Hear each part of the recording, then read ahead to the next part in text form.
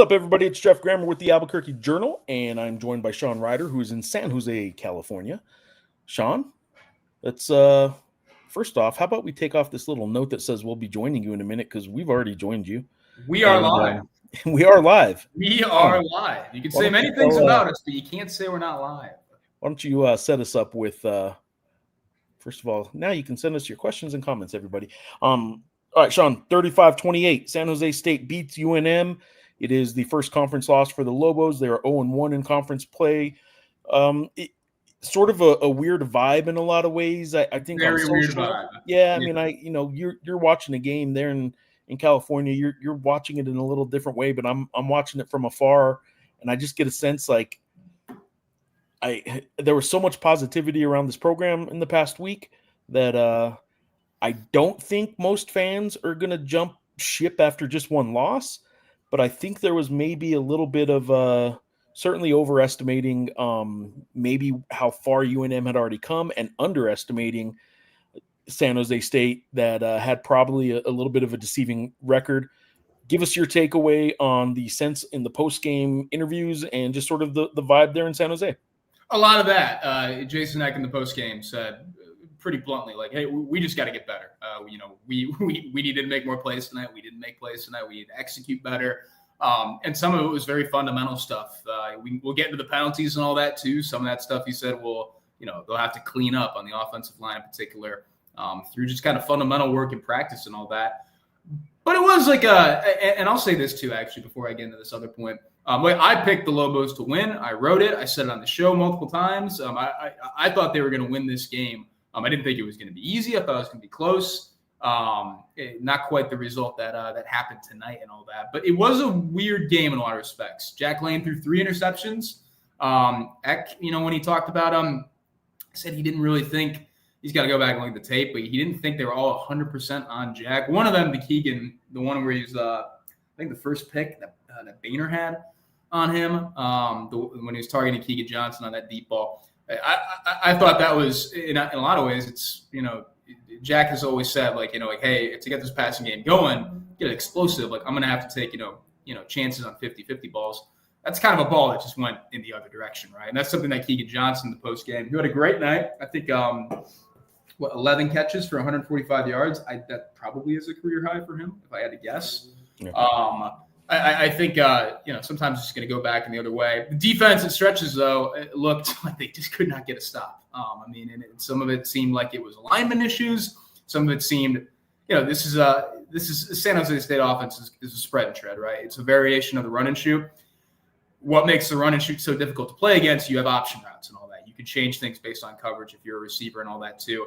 And I think that got the better of UNM in a lot of regards tonight, as it does for multiple teams. It's something that Eck talked about earlier in the week too. He thought that this San Jose State offense, in particular, with how they, how quickly they get the ball out, with their wide splits and all that, could neutralize a lot of what UNM does well defensively in terms of getting pressure and all that. And that very much, to me, was the case in the early going of the game. I think there are points where they got a little bit more pressure. But even then, Egan started 13 for 13, 161 yards, 2 TDs, was just kind of shredding them. And then I think part of it too, UNM got outrushed tonight, which I did not have on my bingo card by any stretch of the imagination.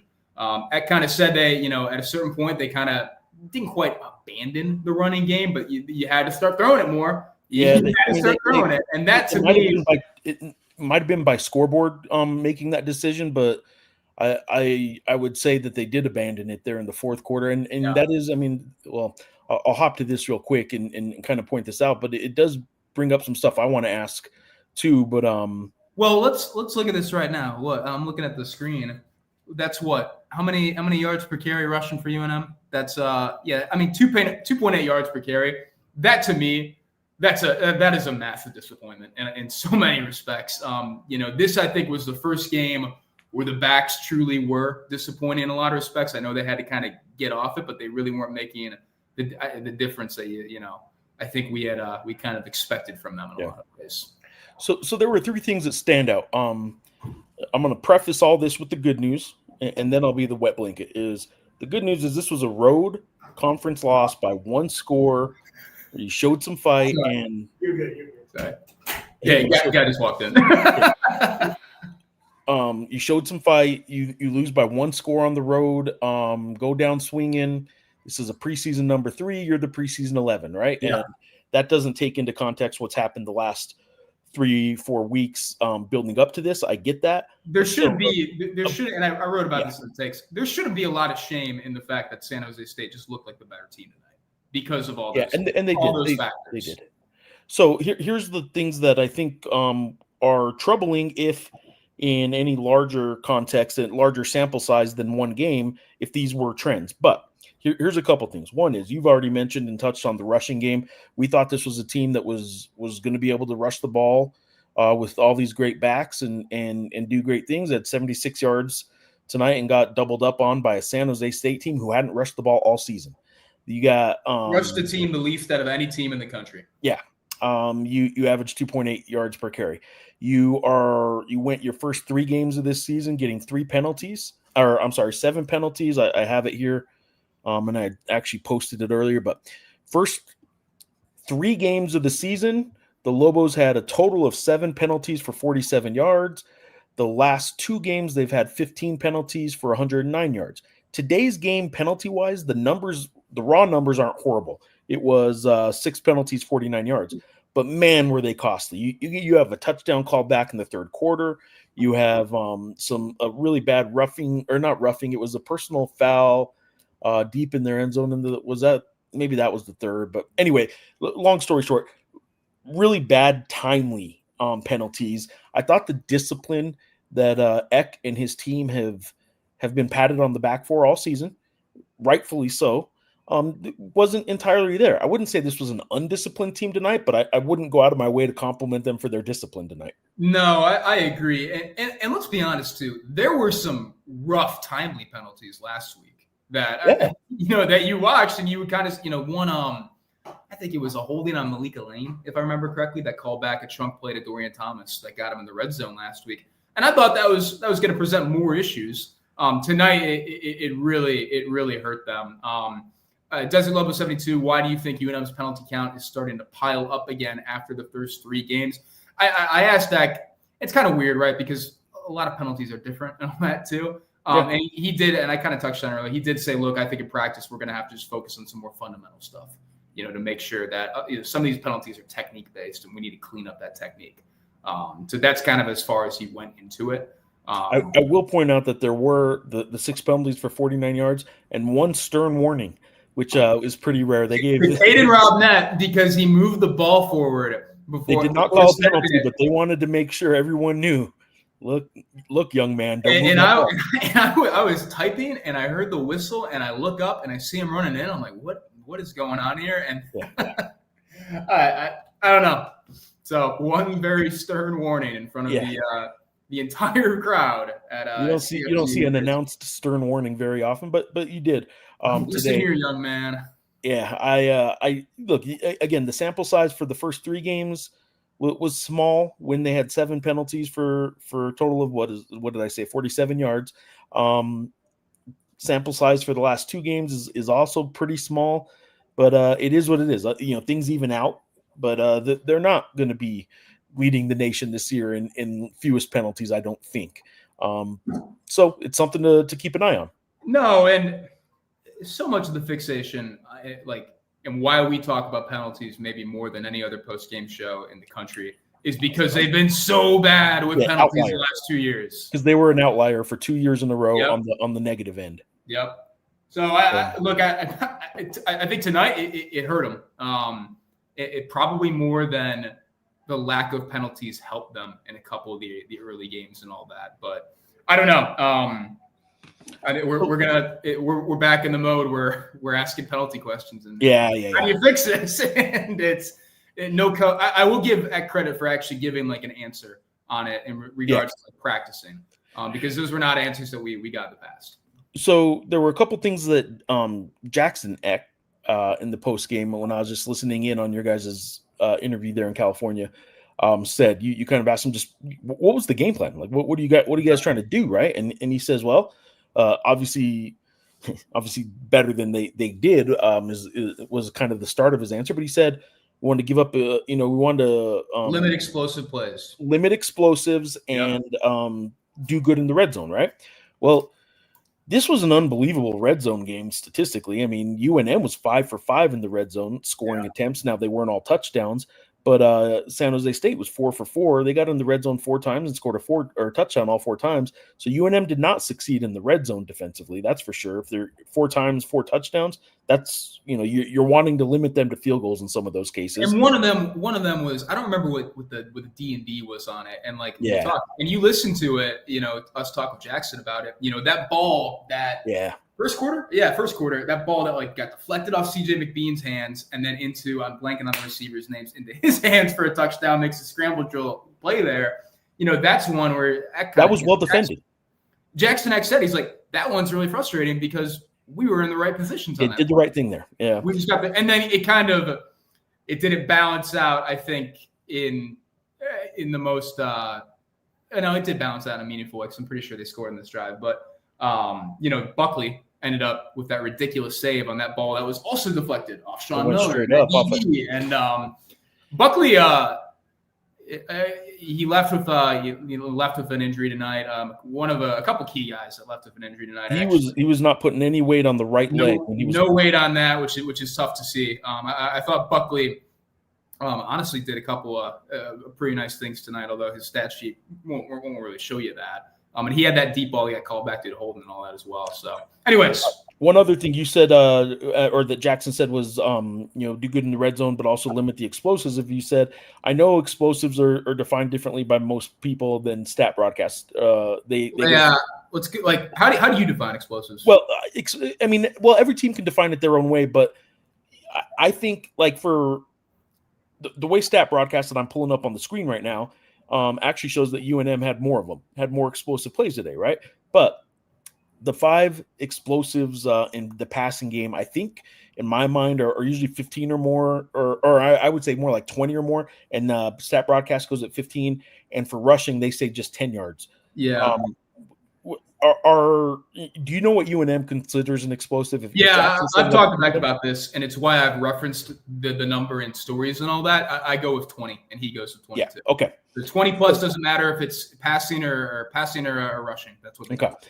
So they did have, again, stat broadcast. We won't go by this too much because this is the rushing ones, but they had 5 rushing plays of 10 or more yards, which for San Jose State is notable because they just don't rush the ball that much, and they're on running back 3. And he had a great game. Good for him. These are the passing explosives on this side. Where am I at here? I'm not trying to zoom in that much, but this is just the San Jose State side. And I love you navigating this right now. Yeah, it's because of the laptop. I got to do the little spread like that. I don't have a mouse. While you're doing this, I do want to note it was interesting, and I'm curious to see if this gets followed up on. Floyd Chalk IV, leading rusher in terms of carries, and second leading rusher behind Jabari Bates in terms of yardage. Yeah. For San Jose State. He was at the game, right? He was at the game. He was apparently in the stands. I didn't see him in the stands. I just noticed he wasn't warming up.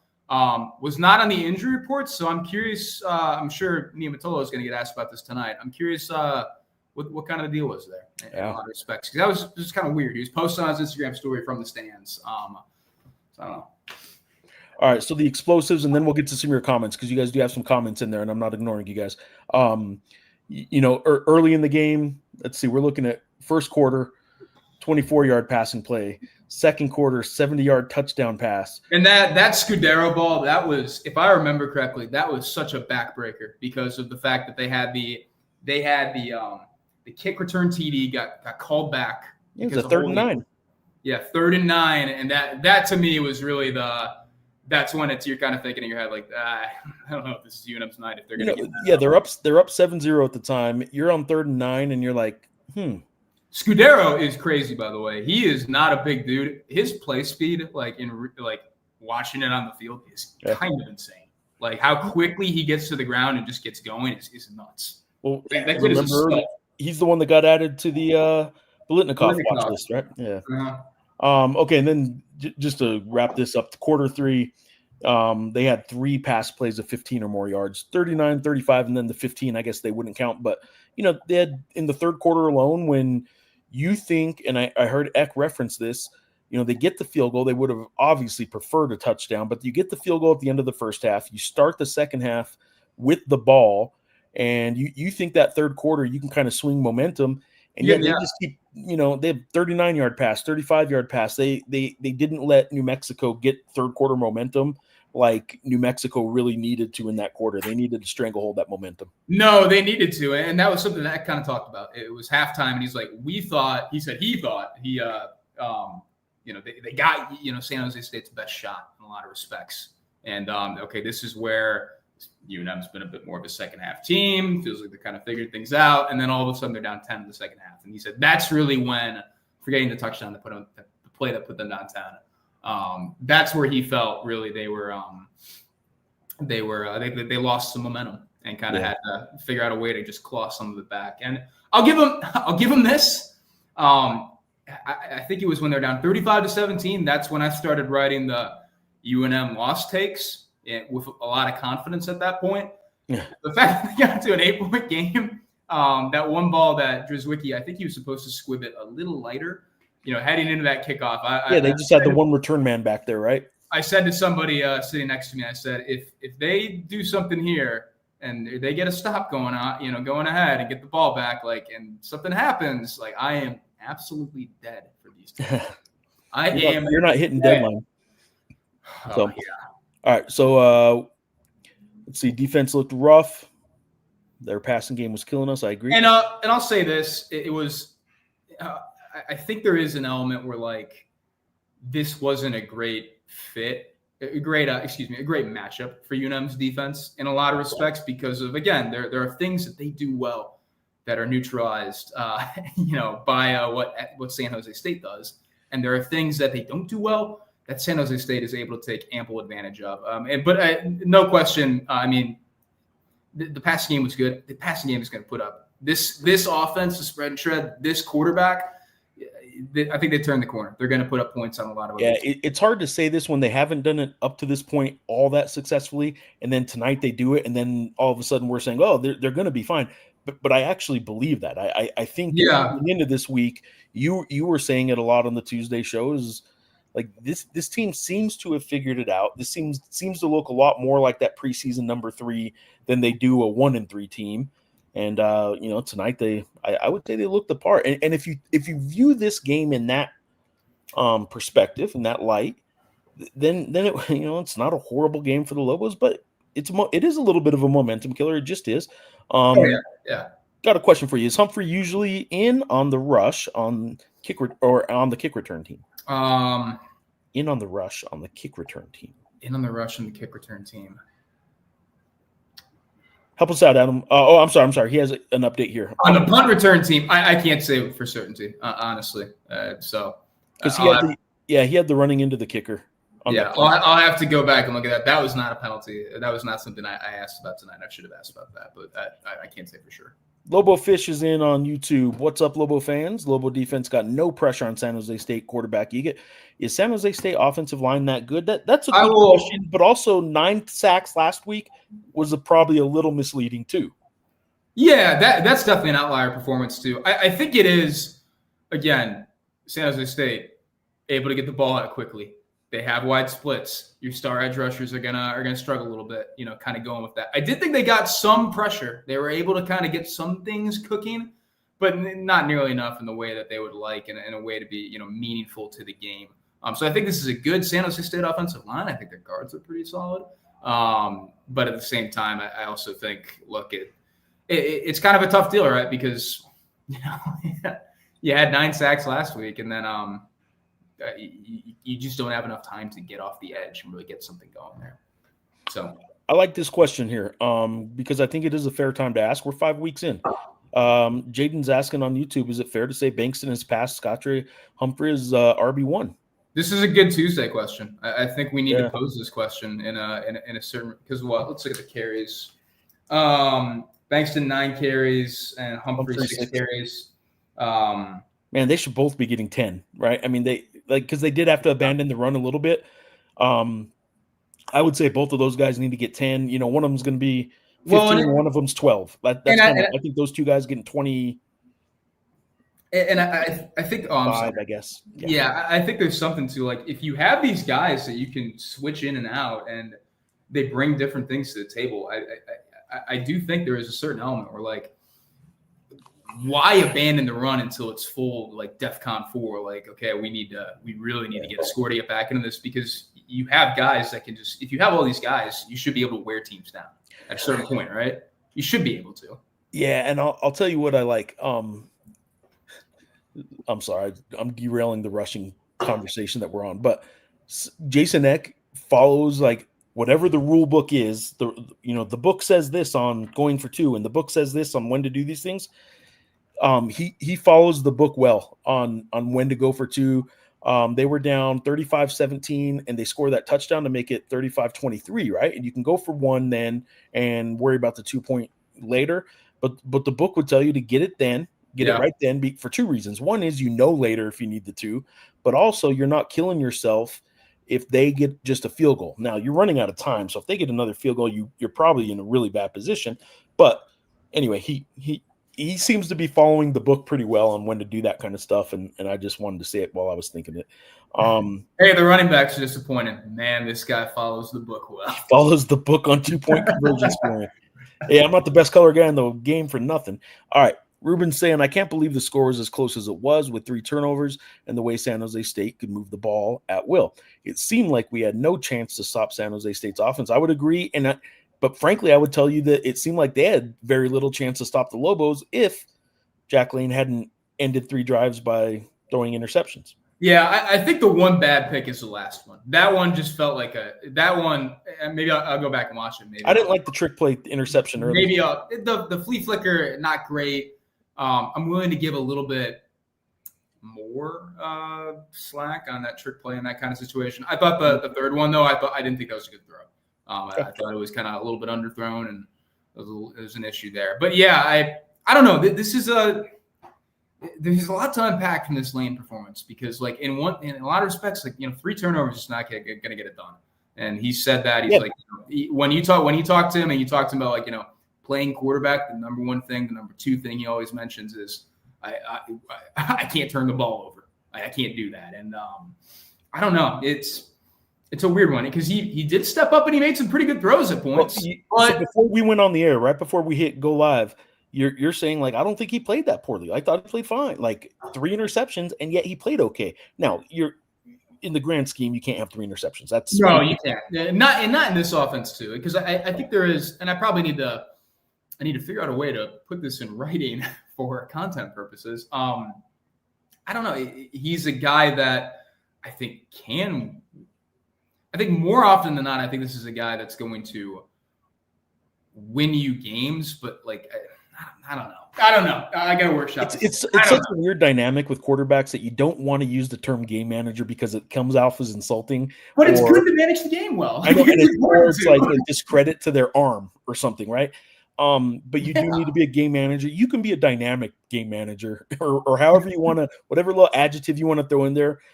But like you do need to be more of a game manager in this offense. That doesn't mean you can't be a game manager that throws for 300 yards sometimes. Like I want to I don't want to like sound like I'm bending over backwards to say positive things about him, because at the end of the day, you can't do that. You can't turn the ball over like you did. But at the same time, it's like, I don't know. It's a weird. I gotta watch it. it. All right, Ronnie is saying not trying to sugarcoat things or make excuses, right? The Bows just didn't show up. Seemed to play safe a lot and got burned a lot on those hit routes, or a lot of those hit routes. I would agree that this probably was a frustrating one to watch for a lot of Lobo fans. When the games that get frustrating to watch are the ones where like the other team seems to be doing the same thing so much and you're just not stopping it. I will say that this offense is set up in a way to make it look like the end result looks like they're doing the same thing over and over again, but they're doing it out of such different formations, and like they're doing it in different Jackson, that kind of, I forget how he said it, a lot more eloquent than I am right now, but basically they do a lot of things in ways that get the defense having to think a certain way, and it may end up looking exactly like a lot of hitch routes, right? Yeah. But that's what this offense does, is it kind of plays tricks on you in how they're able to kind of seemingly do the same thing over and over again, and you can't stop it. Yeah. No, and yeah, I think that's honestly the right way to put it. So I feel like our defense was not prepared for what they saw tonight. What do you think about that? I think that's a little fair. I also do want to say, like, too, like, and kind of piggybacking off like Geoff's point, like, this is not an easy offense to defend, right? I mean, like, the option routes in and of themselves, like that tenant makes things just so much more difficult, for this secondary and for this defense as a whole. I did ask Jackson Eck, like, were you surprised that they kind of, kind of came out in the run game and took advantage of things there and all that? And he's like, not really, but, he's like, because I heard Craig Stutzman, the OC, say earlier in the week, like, hey, like, we were going to, if we see light box, like, we're going to run into it. Like, it's a numbers game there. But he did say, he's like, some of those, like, kind of inexcusable, right? Like, we need to absolutely get in there and, like, we need to tackle better.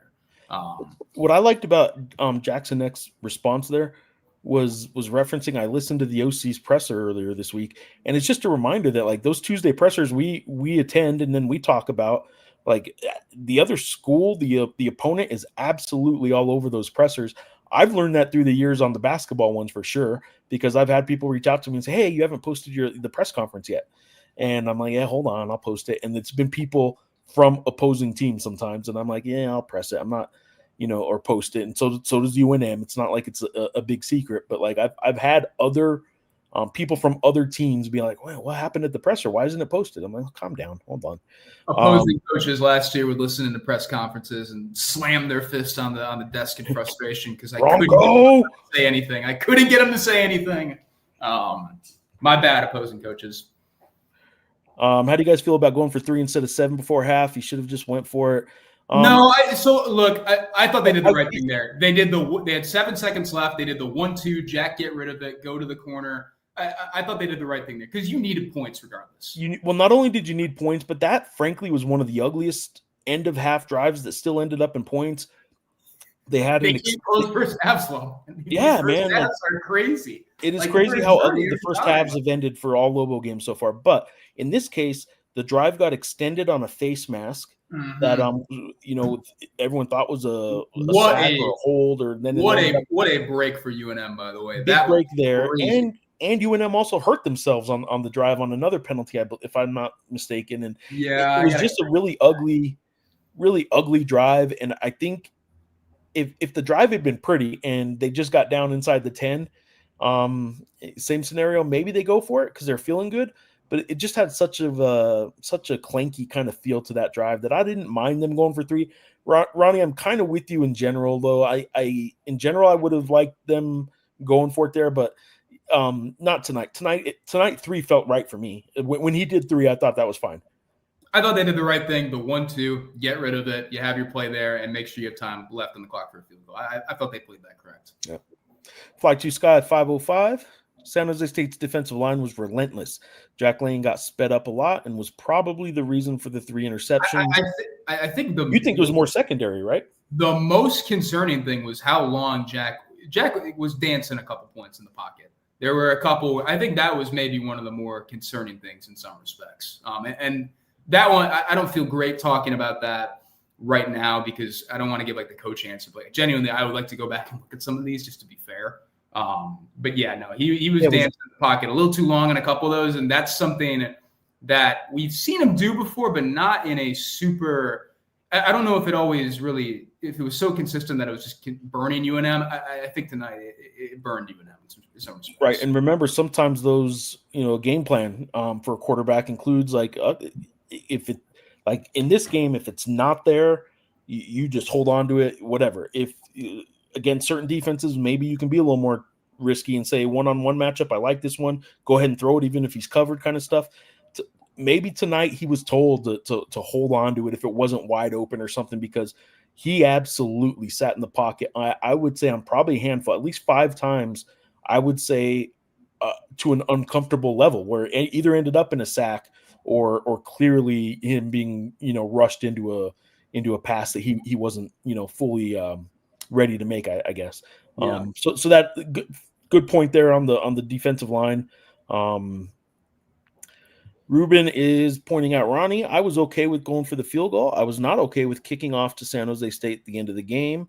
I thought our only chance was to go for the onside kick. It was tough getting stops. Ruben, I think that's fair. I do. And I do think that when they called the timeout, lining up for the onside kick, San Jose State called the timeout. And after they did that, Eck knew that they were going to send just one return man back, and they did. And then Steinkamp, right? He's the kickoff guy. Steinkamp. You could tell the way he kicked it, and it rolled into the end zone. I do think he was going for a more of a kind of what the NFL does, where they're trying to drop it in the drop zone, and in the 20-yard. Like, I think it wasn't exactly a pooch kind of kick, or squib kick rather, but I think he was. I don't think he meant to kick that into the end zone. I think he meant to sort of put it in an awkward spot and maybe have a chance at a really deep onside kick, or poorly handled ball deep in their territory. No, I don't think he meant to do that either. Okay, sorry. All right. Understanding that. Hold on, let me flip this. Understanding that it is tough to defend this offense, they brought no pressure, and the defensive backs played too far off the line the entire game. They could have mixed it up with a blitzer, tighter coverage. Yeah, it's fair. I mean, for the purposes of a post-game show, that is absolutely a fair comment and critique. I think they did mix it up with a couple blitzes. I think they did. Did they? Yeah, I think they did. Yeah. Okay. I think they probably could have done better. Yeah, no, I think you can. I think they mixed it up. I think you can execute better. Yeah, that's fair. That's fair. Royce is he's in on Jack. He's saying Jack was brutal. A buddy of mine, I'm assuming that means commented that he looked like a high school quarterback and not a good one. That's a little brutal. It's like we were talking to Keegan Johnson after, and like Keegan, it was mentioned. He's pretty defensive.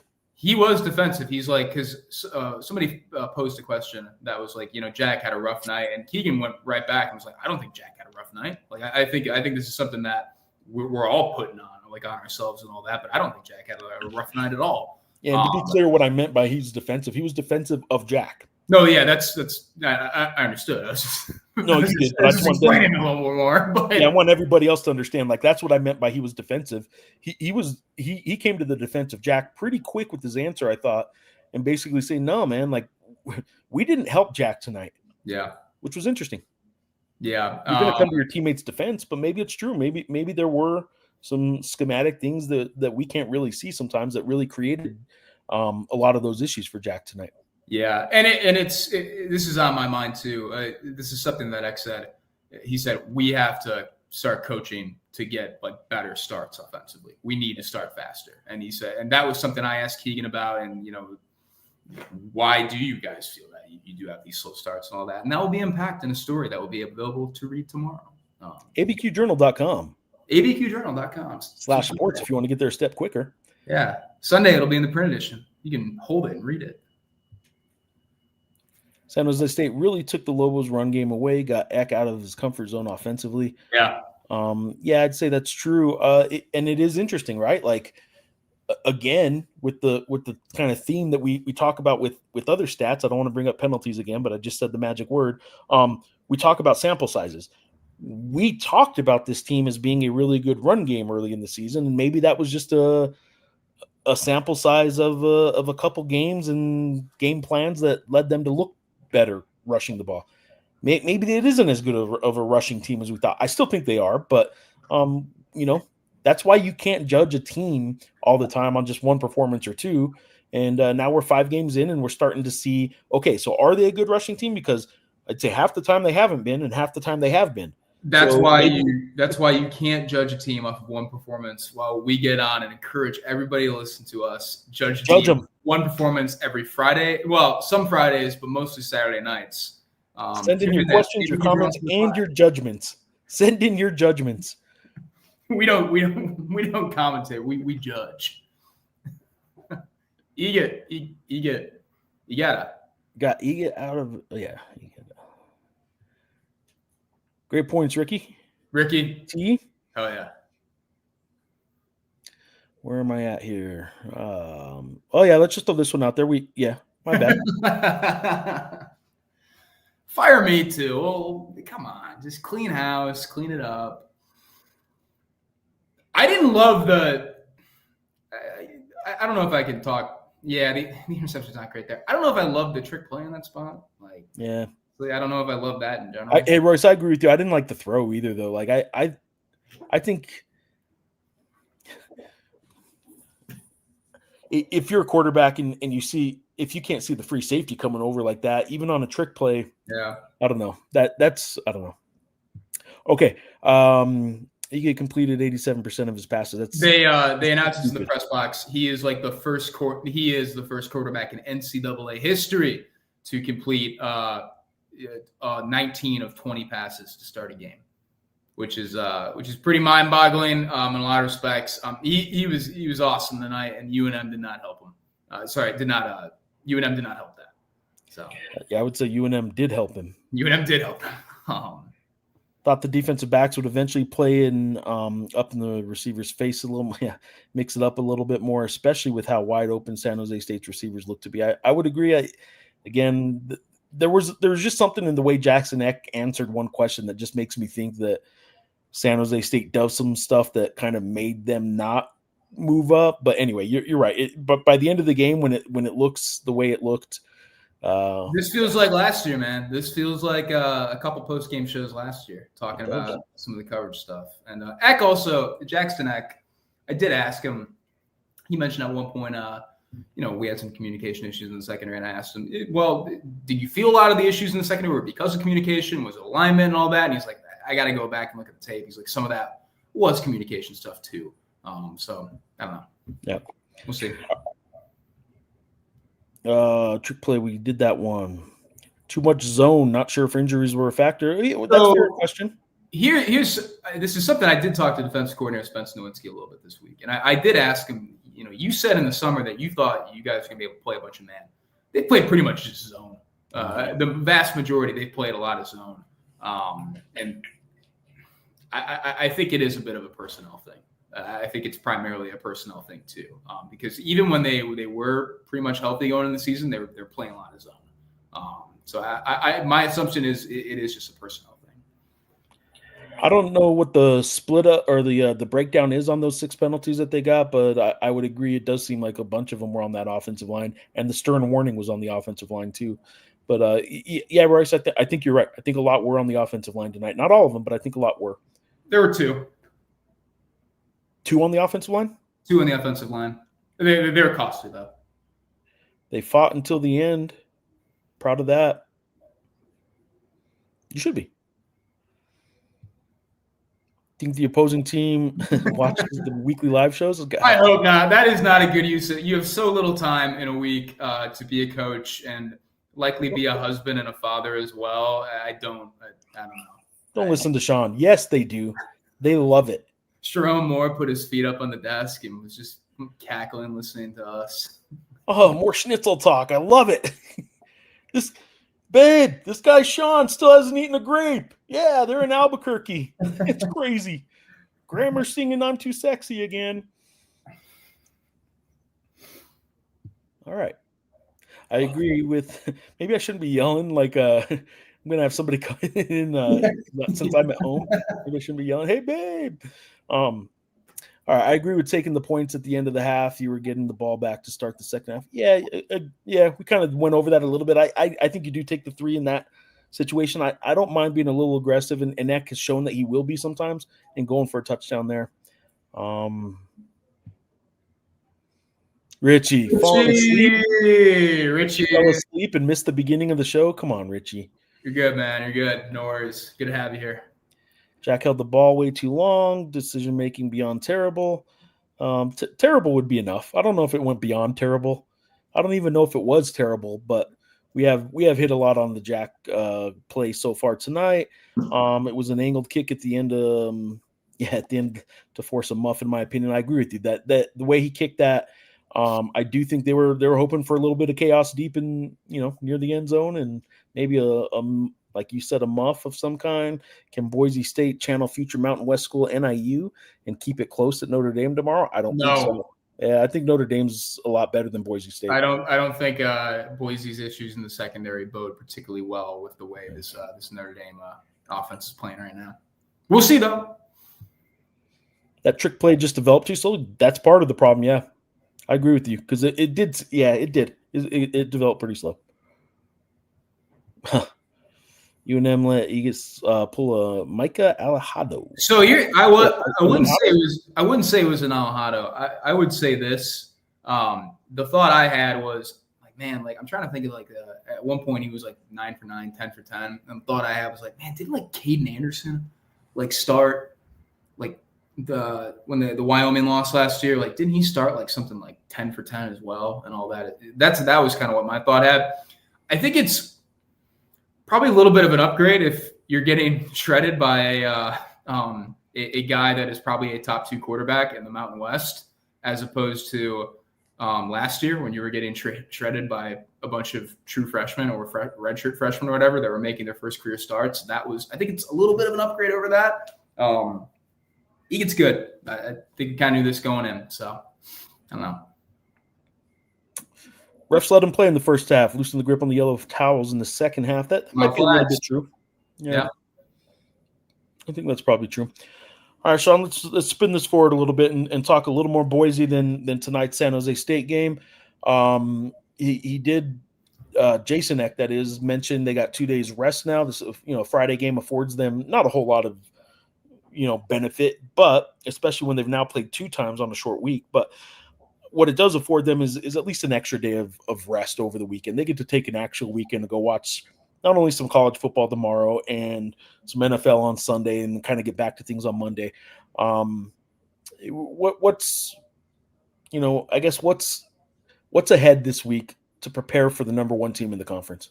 Yeah, I think cleaning up some of the simple things that kind of led to some penalties tonight and kind of led to some execution issues. That very much was the vibe that I kind of described. Adam Lopez do Boise's issues in the secondary bode well for UNM? I think probably. Yeah, they don't hurt, but I don't know, man. UNM just needs to be able to run the ball again. I think they really need to set up things with the run. The way they passed last weekend against New Mexico State was because a team saw them rushing the ball and wanting to rush the ball and went all out on that and left the secondary open. Or left the secondary vulnerable, rather. Well, just one-on-one matchups and all that. Yeah, just straight man coverage. Yeah, I think Boise probably will be a little bit more balanced because at this point, I don't know. I mean, I don't know what UNM, what their offense is better at. Maybe we overestimated that run game a little bit, but 2 weeks in a row now, teams went all out to stop the run for a reason and were successful and won. New Mexico State.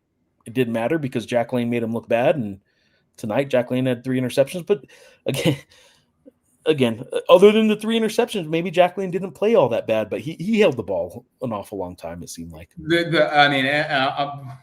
We are setting like a world record in terms of like hedges on takes in this post game show. Like this has got to be an all time series high. I mean, but there were 3 not that bad interceptions. You guys listening are getting our best right now, 100%. Lobo House tomorrow, Sean. You gonna be back in time for the Lobo House? What time does it start? 7 o'clock. No, not in the morning though. No. You thought it started after 7? Oh, hey, we'll spin it forward. You can talk to Geoff Grammer and I earlier than 7 in the morning at some point this week. You wanna spin that? Thursday, we are going to be at Balloon Fiesta. Meet the reporters. Jeff and Sean will be at Balloon Fiesta Thursday, October the 9th. We will be in a booth together. We will, and you may think this is a joke. It's no joke. We will be there. Our shift. Our sentence, if you will. We've been sentenced to a 4 a.m. to 10 a.m. shift. To talk to you lovely readers and viewers and whoever's at Balloon Fiesta about all things grapes. If you want to come up and talk ball, hang out, shake hands, probably do it after 6 a.m. I'll probably be a little cranky around between 4 and 6. So I honestly don't know between we go at 4 a.m. Like between 4 a.m. and 7 a.m. Like that's 3 hours of me usually. I mean, I get up at 6:30 every morning to get my kids ready for school and stuff, but this is going to be weird. Sports guys aren't used to 4 a.m. shifts, I'll tell you that. Sports guys are more used to still being up at 4 rather than getting up at 4. The 2-minute offense was highly effective. I think it looked good in spots. Yeah. I wouldn't say highly effective, Matt. Adam, I thought it looked mostly good, but I'm trying to remember why that 2-minute at the end of the first half looked so bad on both. Like, I thought both teams for some reason like somehow screwed up the same Lobo drive. Well, effective, like it got down inside the 10, right? So how bad inside the 15 anyway? You're right. That's effective. They moved the ball. It was they benefited from that face mask quite a bit, though. Yeah, they really did. They really did. To be fair, Coach X's game plan and knowing we had 3 interceptions, the game plan did result in single score game, only lose by 7. We were right there with the called back touchdown. And and that's the weird part of this whole deal. Like, there were elements where UNM did not play great in the slightest, and they turned the ball over far more than they should have. But they were still, kind of a weird freak play away from, really making something happen at the end there. So yeah, I don't know. This is one of the weirder ones I can remember in my time on the beat, man. I mean, truly, I don't know. You would think by looking at some of the numbers and all that as well that, it would be a pretty routine shredding, and they kind of, backdoored into it. But then they kind of did that too, frankly. But I don't know. It's a weird one. A couple more Royce comments here, and then we'll kind of wrap this up. Royce almost only counts in horseshoes and hand grenades. Mm-hmm. The score was closer than the actual game seemed. We got some. I'll agree with that. I mean, yeah. I will agree with that. All right, guys. I think that's good enough for me. What about you, Sean? Anything you want to wrap this up with? Really interesting test this week. Up ahead with Boise State and all that. I think it's fair to describe this game as a reality check in a lot of respects. Again, and I kind of wrote about it in the quick takes, which I have to clean up. But reality check in the sense that, yes, the San Jose State team was picked to finish third, and they didn't really start playing at the level that we kind of expected them to until about the 4th game of the season. So the Stanford game, the one game before. I think UNM came out right out of the gates firing in a way that, I didn't expect, and that Grammar didn't expect, and that people didn't expect in general, right? I've predicted every game exactly right so far. You threw me off. But I don't think this loss is the end of the world by any stretch. I think this loss keeps them in contention, very much so. Even with it, they still can achieve the goals that I think that this team kind of has, and the realistic ones and all that as well. Eck kind of talked a little bit about that tonight too. He said, I guess this loss eliminates us from like the CFP, but that was never a goal we had, right? That was one of the funniest post-game UNM Lobo football coach post-game comments ever. He mentioned the CFP. It didn't actually come across entirely as a joke. I mean, he's right. It was just till tonight that they were eliminated, if you will, from the CFP. Yeah.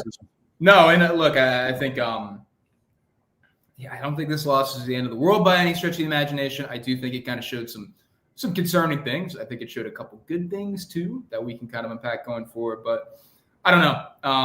I think this team still has, a very good shot at a bowl. I honestly am still expecting them to make a bowl. If they don't make a bowl after a 3-1 start, I think there's some big questions, honestly.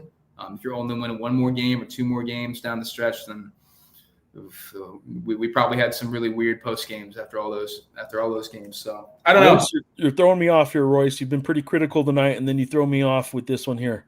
Now let's go shock those Broncos and get back on track. Royce is just burning the tape, man. He's burning the boats. He's moving on. Like, I respect that. No 24-hour rule for Royce, man. No, Royce has moved on to Boise. Royce is moving on. So I don't know. Boise, really interesting test. Because I think if you go up there, and I think if you play them really well, and what do you think the spread will be on that game? Boise on the blue against a New Mexico team. Pending a Boise State result tomorrow that honestly could be ugly. And for any Boise fans that do stumble across, we're on Cincinnati, Boise. for any Boise fans that do stumble across this, or maybe are watching right now, I'm not saying that I think it could be ugly because I think Boise's a bad team. I just think Notre Dame, that offense is playing at a very high level right now. They are shredding people. First of all, it'll be a double-digit spread. I don't think it'll get more than what do you think? 14 to 17 range? Yeah, I think that I would go. Well, Royce is saying 9.5. I think it's going to be more than that at home. I think it's going to be double digit. I might go on the lower end. I might say 13, 14 as opposed to like 15, 16, 17. I'll push it as high as 17, but I mean, tomorrow, you're right. I mean, they fare well against Notre Dame, and the number is going to be 17. And yeah. But I just think Boise on the blue, history, tradition. Yeah. And that goes both ways. New Mexico's history and tradition, Boise's history and tradition. It just this number should be historically should be 17 for Boise. So I think I'll put it at about 16 or 17. Okay. Anything else you want to wrap this up with, Sean? Everybody, thank you for your comments. Thank you for your posts. I guess for now, we're good now, right? I will say this coming up tomorrow. There is a Lobo How. There will be no post game or live, but there will be coverage. Obviously, post game How would be pretty funny. That would be a little post game How. Yeah, I did handicap the How. You can check it out on ABQJournal.com. I have my predictions for who's going to win the dunk contest, 3-point contest, and the skills competition. And you can follow some coverage on X and stuff like that during the How tomorrow night, or check out Sunday's Journal or online tomorrow night. Tuesday we'll be back on presser. I assume is same. Presser is Tuesday. Yep. All right. And all right. Safe travels back, Sean. Thank you to everybody for tuning in, staying up late, listening, and doing it all over with us. I appreciate it. Royce, appreciate you, man. Everybody, until next time, go enjoy a good schnitzel this weekend. See ya.